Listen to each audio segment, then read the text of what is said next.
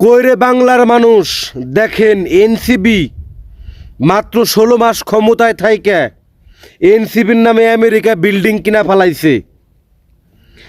কতটা পরিমাণ দুর্নীতি চাঁদাবাজি সন্ত্রাসী কইরে এতগুলা টাকা কামাইছে মাত্র 16 মাসে। এই বিল্ডিং কেনার ক্ষমতা কারোই ছিল না।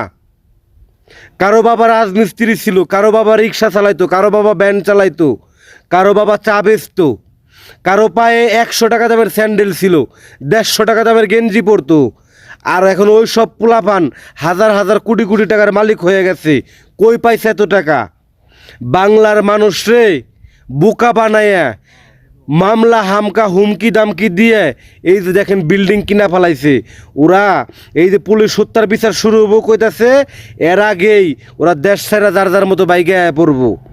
ওদেরকে কেউ ঠেকাইতে পারবো না।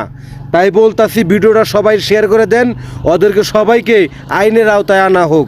আইনের আওতায় আইনা ওদেরকে সর্বোচ্চ শাস্তি ফাঁসি দেওয়া হোক।